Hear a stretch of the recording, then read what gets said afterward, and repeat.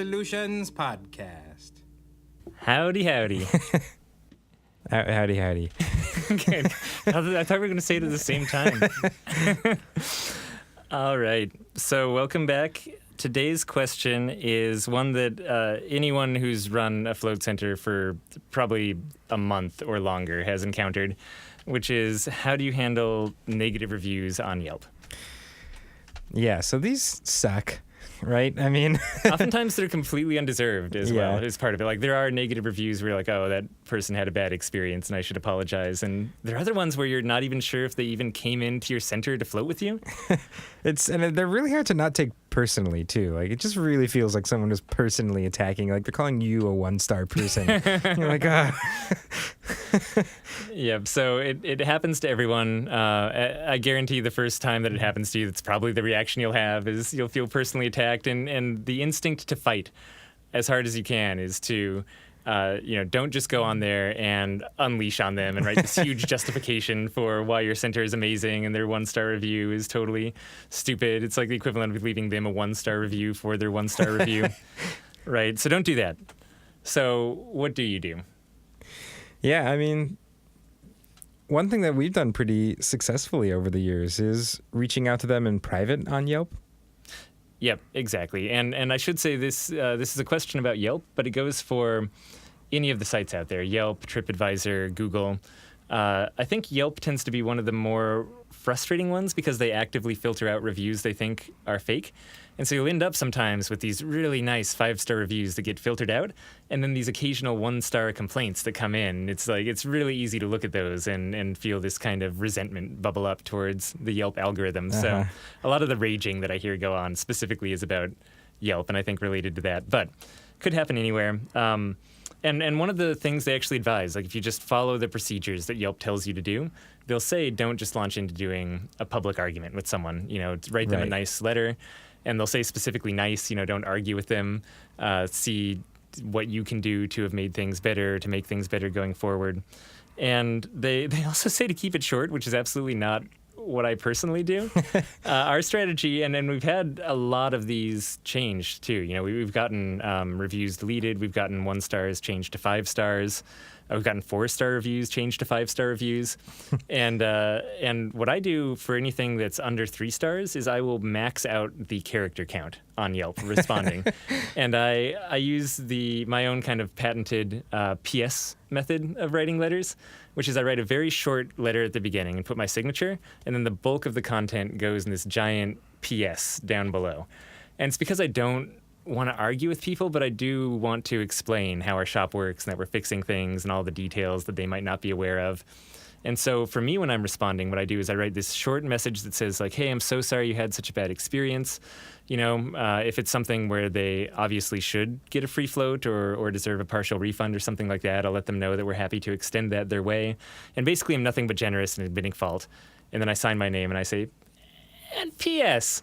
And then I'll write, 5 paragraphs about what we do and how we're actively trying to stop this problem, or thanking them for their feedback and letting them know that, yes, we will be adding in more soundproofing in the future, or, no, that employee that was shrieking the entire time in the lobby at her boyfriend is getting fired, or whatever it is that they were complaining about, right? And so that's kind of my own method of responding to them. Yeah, and another thing that seems to, I guess, kind of connect with people or people seem to understand is sometimes they'll come in and they might have, a bad experience with something in our lobby or something like that, but their float was really enjoyable and they really liked floating. And we'll just tell them that. We'll be like, listen, the people look at these reviews and they're often judging kind of, what it's like to float based off of them. And we just want, you to kind of be aware of that, and that people look at these and it seems like you had a really good float. Maybe you had some issues with kind of our general hangout lobby area, but maybe would you consider changing your review to reflect more what your float experience was like, or just to kind of lead people more to that path? And people seem to connect with that and be like, you're right, the float itself was really great and I don't want to discourage people from actually floating. Yeah, or conversely too, some people just have weird floats. Like, it happens. Yeah. You get into the float and it doesn't take, or you're kind of in and out of it, and it was just sort of a weird experience. Anyone who's floated, dozens of times has had at least one float that's kind of like that and was just sort of a weird one. If that was your first experience, you might not have had the best time. And likewise, we'll respond to those. Often times those are like the 3-star reviews where it's like, hey, all the staff was really nice, the place was really clean. I just don't think this is for me, or I had a really weird experience in the tank, or whatever it is.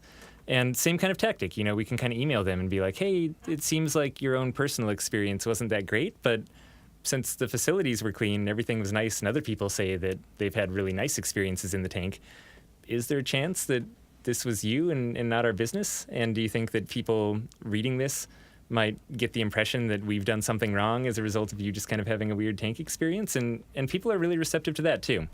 It's actually amazing how much these faceless, criticizers who exist out there in internet land, as soon as you start talking to them like a human being, and it becomes obvious that you are in fact a human being who's passionate about your business and who's spent a lot of their own time and love building up this center, they're totally reasonable back. And we get really nice responses to what started out as incredibly vicious reviews sometimes.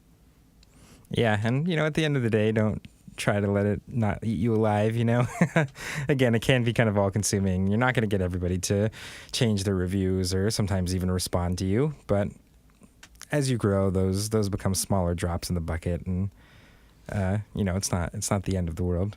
Yep, and no matter how much it feels sometimes like it is, also know that people reading online reviews understand what trolls are. Like, everyone knows what an internet troll is, and everyone knows that people go on and leave really extreme bad reviews, just like they do really positive reviews. If you read 2 5-star reviews in the midst of 50 1- and 2-star reviews, you probably don't think that restaurant's amazing. Right.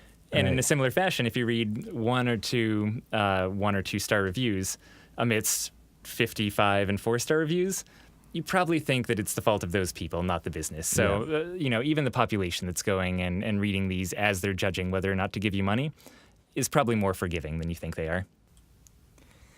All right. Well, I think that about wraps that up. Yeah. And if you guys have any other questions you want to shoot our way, definitely go over to floatanksolutions.com/podcast and send them in there. Yeah, and we may just answer them.